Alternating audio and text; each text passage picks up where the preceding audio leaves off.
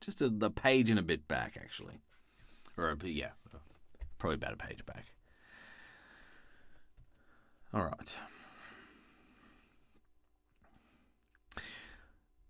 This is the envelope, he continued. The postmark is London, Eastern Division. Within are the very words which were upon my father's last message, KKK, and then put the papers on the sundial. What have you done? Asked Holmes. Nothing. Nothing? To tell the truth, he sank his face into his thin white hands. I have felt helpless. I have felt like one of those poor rabbits when the snake is writhing towards it.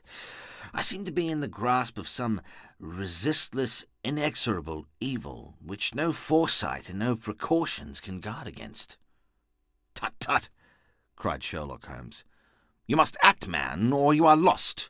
Nothing but energy can save you. This is no time for despair. I have seen the police. Ah! But they listened to my story with a smile. I am convinced that the inspector has formed the opinion that the letters are all practical jokes, and that the deaths of my relations were really accidents, as the jury stated, and were not to be connected with the warnings. Holmes shook his clenched hands in the air. Incredible imbecility, he cried. They have, however, allowed a policeman who may remain in the house with me. Has he come with you tonight? No, his orders were to stay in the house. Again Holmes raved in the air. Why did you come to me? He cried. And above all, why did you not come at once? I did not know. It was only today that I spoke to Major Prendergast about my troubles, and was advised by him to come to you. It is really 2 days since you had the letter. We should have acted before this.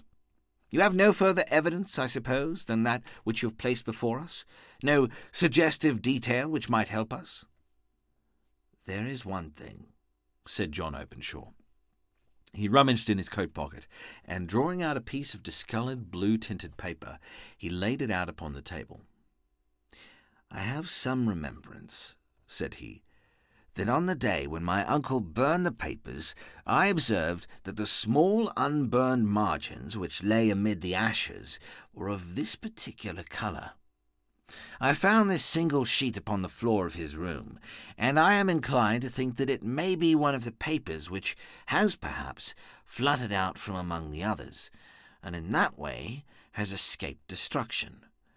Beyond the mention of pips, I do not see that it helps us much.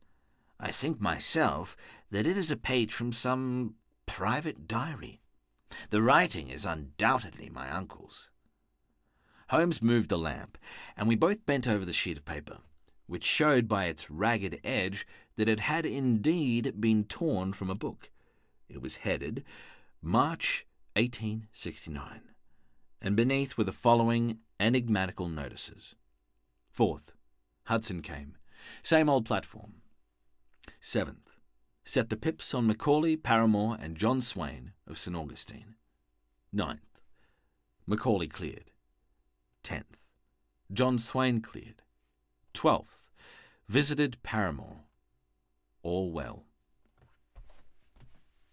And speaking of the smoke, I have just an insanely high requirement to hydrate.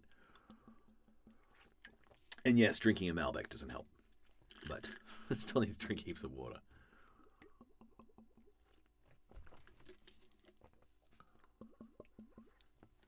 Hello, everyone. Oh, hey, Dave. Welcome. Good to see you all. Yeah, John, that gender reveal stuff just drives me crazy. Not the parties themselves, to each their own. But yeah, the fire, anything to do with fire in summer, in high fire danger season, is just insanity. Unbelievable. Lock 'em up. Lock 'em up, I say. It's criminal. Really, like, look at what's happening. Breathe. Okay, all right, Matt.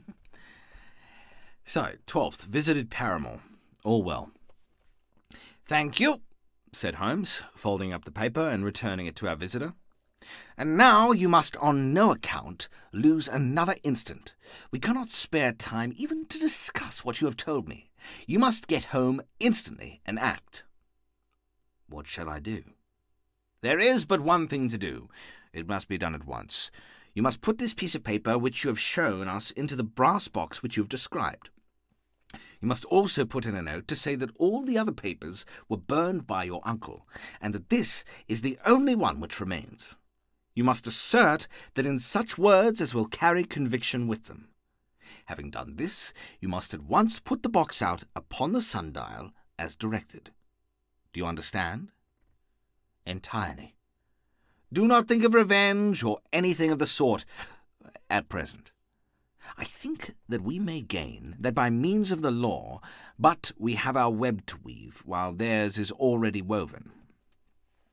The first consideration is to remove the pressing danger which threatens you. The second is to clear up the mystery and to punish the guilty parties. I thank you, said the young man, rising and pulling on his overcoat. You have given me fresh life and hope. I shall certainly do as you advise. Do not lose an instant, and above all, take care of yourself in the meanwhile, for I do not think that there can be a doubt that you are threatened by a very real and imminent danger. How do you go back? By train from Waterloo. It is not yet 9. The streets will be crowded, so I trust that you may be in safety, and yet you cannot guard yourself too closely. I am armed. That is well. Tomorrow I shall set to work upon your case. I shall see you in Horsham then. No, your secret lies in London. It is there that I shall seek it. Then I shall call upon you in a day or in 2 days with news as to the box and the papers. I shall take your advice in every particular. He shook hands with us and took his leave. Outside, the wind still screamed and the rain splashed and pattered against the windows. This strange, wild story seemed to have come from us amid the mad elements, blown in upon us like a sheet of seaweed in a gale, and now to have been reabsorbed by them once more. Sherlock Holmes sat for some time in silence, with his head sunk forward and his eyes bent upon the red glow of the fire. Then he lit his pipe, and, leaning back in his chair, he watched the blue smoke rings as they chased each other up to the ceiling. I think, Watson, he remarked at last, that of all of our cases, we have had none more fantastic than this. Save perhaps the sign of 4. Well, yes, save perhaps that. And yet this John Openshaw seems to me to be walking amid even greater perils than did the Sholtus.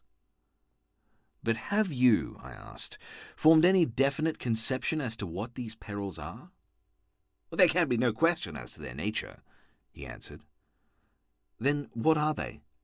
Who is this KKK, and why does he pursue this unhappy family? Sherlock Holmes closed his eyes and placed his elbows upon the arms of his chair, with his fingertips together.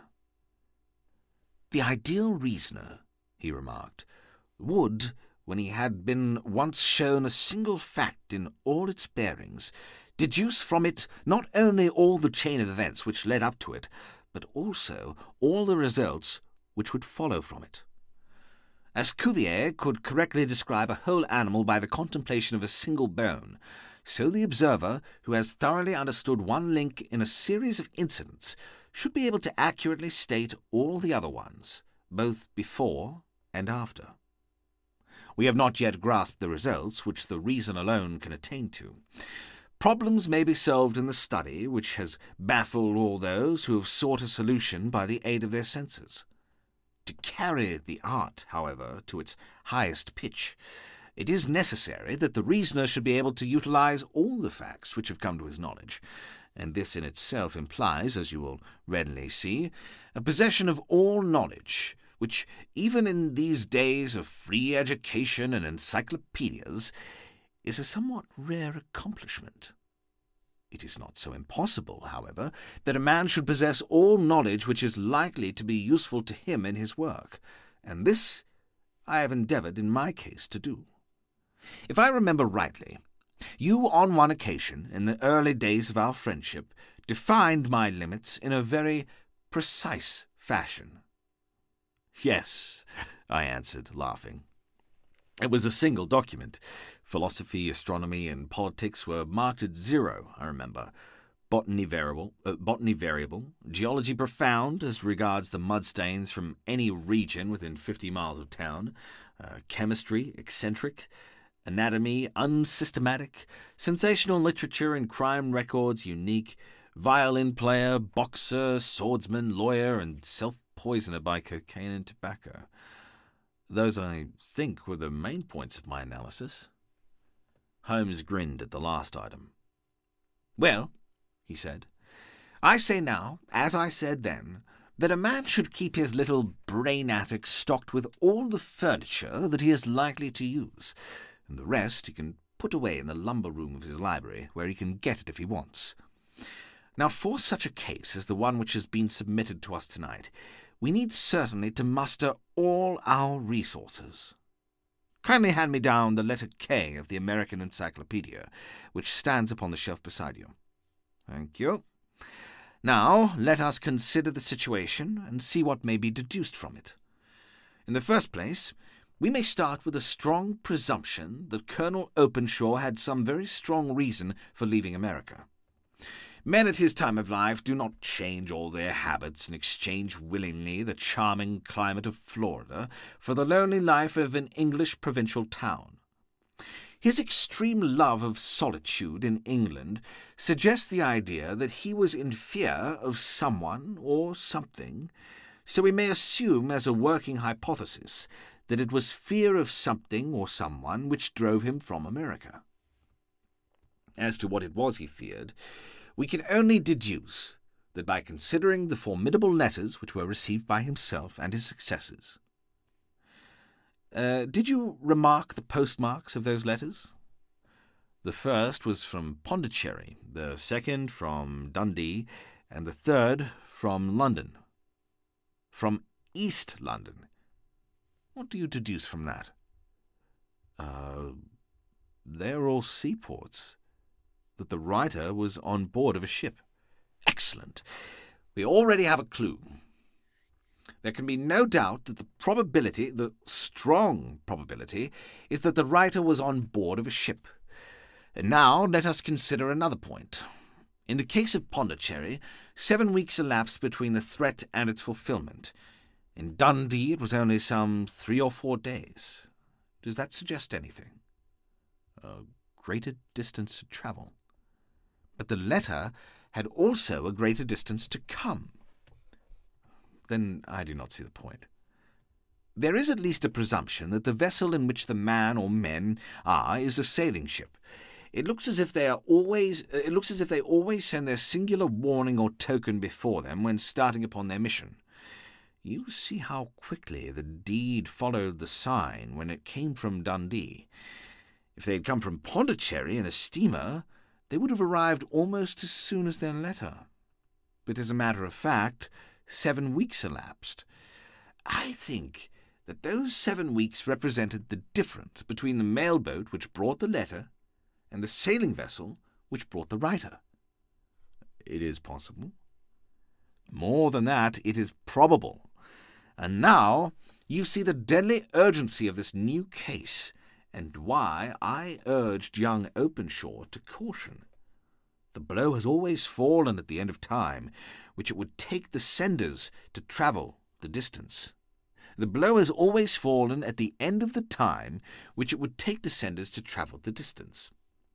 But this one comes from London, and therefore we cannot count upon delay.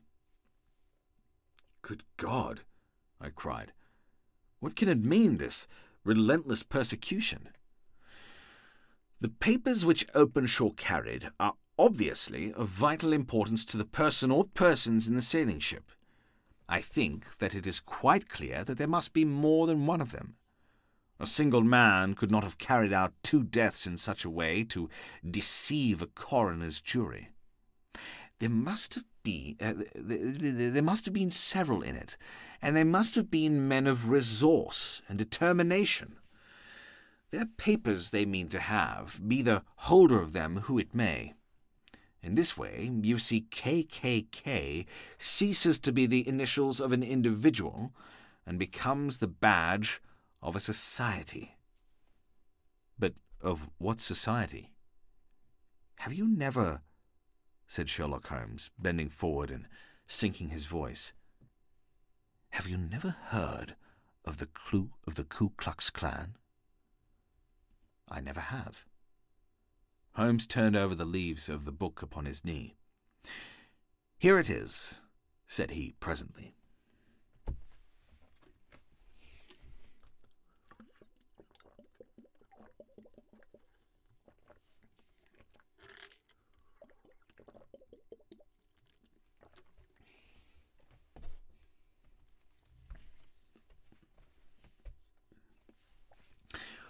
Ku Klux Klan, a name derived from the fanciful resemblance to the sound produced by cocking a rifle. This terrible secret society was formed by some ex-Confederate soldiers in the southern states after the Civil War, and it rapidly formed local branches in different parts of the country, notably in Tennessee, Louisiana, the Carolinas, Georgia, and Florida. Its power was used for political purposes, principally for the terrorizing of the Negro voters and the murdering and driving from the country of those who were opposed to its views. Its outrages were usually preceded by a warning sent to the marked man in some fantastic but generally recognized shape. A sprig of oak leaves in some parts, melon seeds, or orange pips in others. On receiving this victim might either openly abjure his former ways. On receiving this victim might either openly abjure his former ways, or might fly from the country. If he braved the matter out, death would unfailingly come upon him, and usually in some strange and unforeseen manner. So perfect was the organization of the society, and so systematic its methods, that there is hardly a case upon record where any man succeeded in braving it with impunity, or in which any of its outrages were traced home to the perpetrators.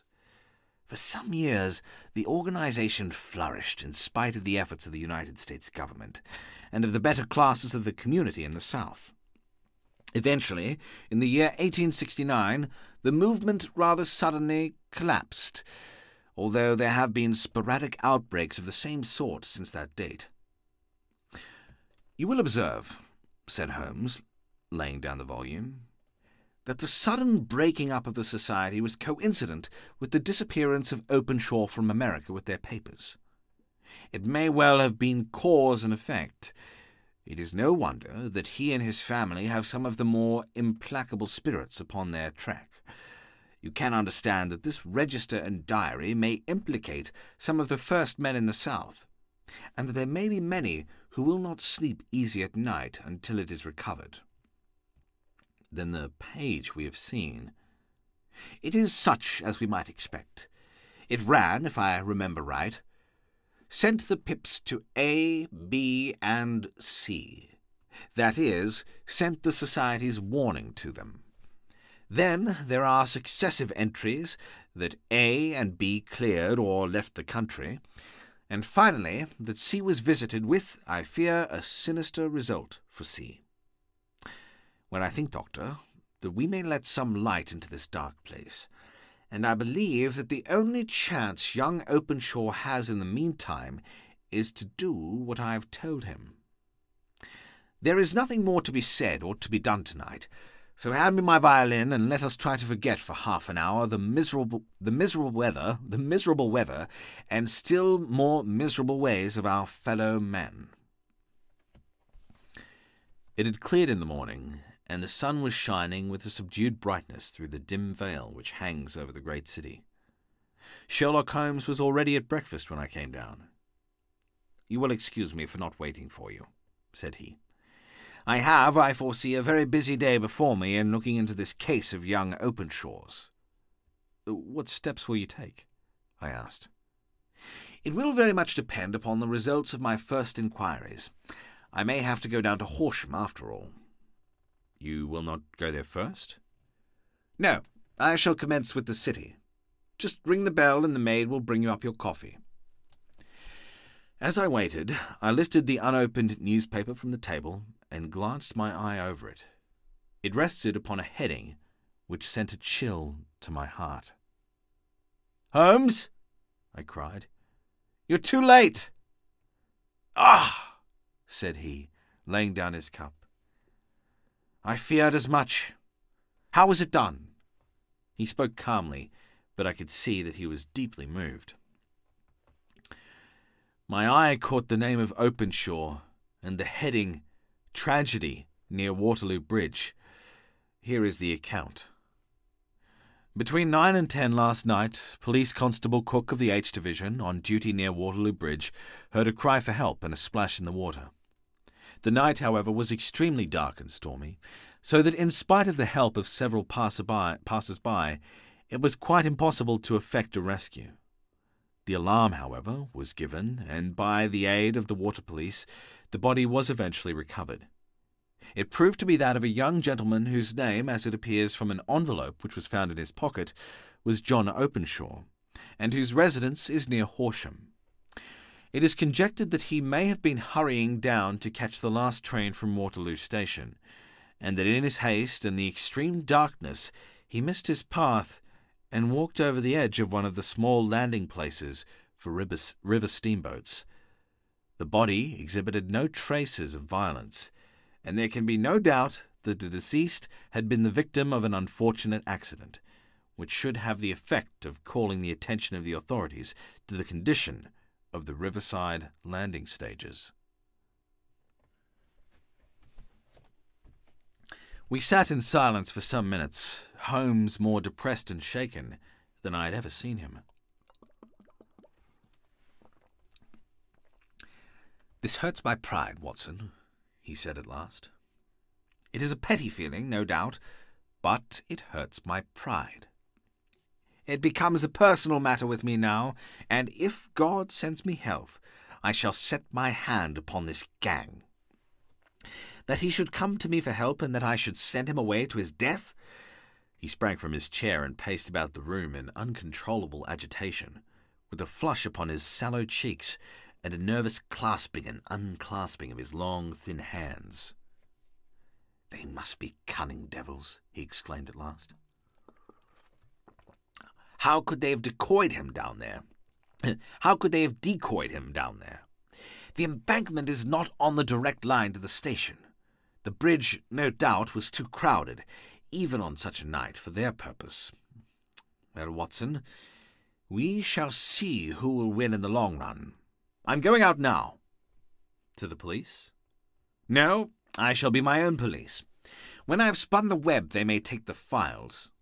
When I have spun the web, they may take the flies, but not before."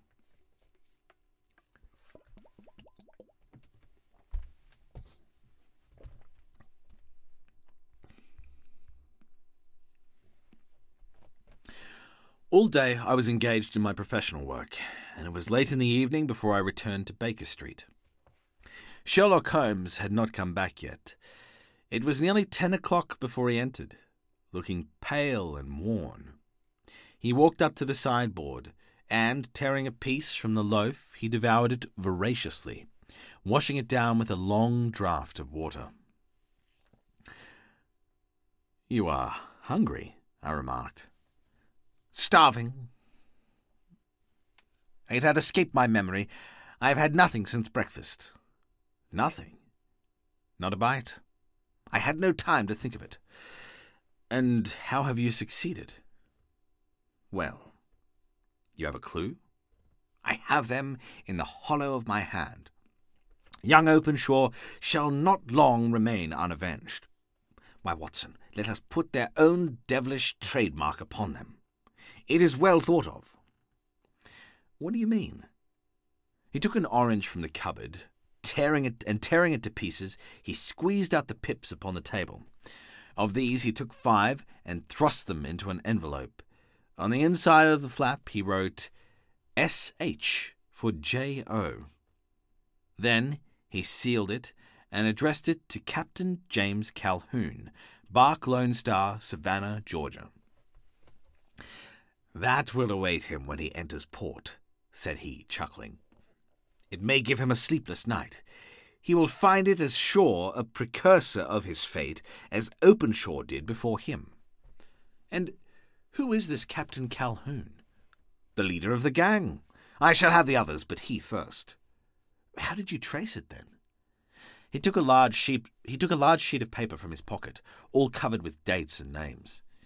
"I've spent the whole day," said he, "over Lloyd's registers and files of the old papers, following the future career of every vessel which touched at Pondicherry in January and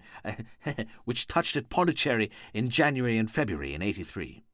There were 36 ships of fair tonnage which were reported there during those months. Of these, one, the Lone Star, instantly attracted my attention, since, although it was reported as having cleared from London, the name is that which is given to one of the states of the Union." "Texas, I think." "I was not and am not sure which, but I knew that the ship must have an American origin." "What then?" "I searched the Dundee records, and when I found that the Bark Lone Star was there in January '85, my suspicion became a certainty. I then inquired as to the vessels which lay at present in the port of London." "Yes?" "The Lone Star had arrived here last week. I went down to the Albert Dock and found that she had been taken down the river by the early tide this morning, homeward bound to Savannah. I wired to Gravesend and learned that she had passed some time ago, and as the wind is easterly, I have no doubt that she is now past the Goodwins and not very far from the Isle of Wight." "What will you do then?" "Oh, I have my hand upon him. He and the 2 mates, as I learn, the only native-born Americans in the ship. The others are Finns and Germans. I also know that they were all 3 away from the ship last night. I had it from the stevedore who has been loading their cargo. By the time that their sailing ship reaches Savannah, the mailboat will have carried this letter, and the cable will have informed the police of Savannah that these 3 gentlemen are badly wanted here upon a charge of murder." There is a flaw. I'm just trying to figure out who's talking here. Okay, it's Watson. "They will have informed the police of Savannah that these 3 gentlemen are badly wanted here upon a charge of murder." There is ever a flaw, however, in the best laid of human plans, and the murderers of John Openshaw were never to receive the orange pips, which would show them that another, as cunning and as resolute as themselves, was upon their track. Very long and very severe were the equinoctial gales that year. We waited long for news of the Lone Star of Savannah, but none ever reached us. We did at last hear that somewhere far out in the Atlantic a shattered stern post of a boat was seen swinging in the trough of a wave, with the letters L.S. carved upon it, and that is all which we shall ever know of the fate of the Lone Star.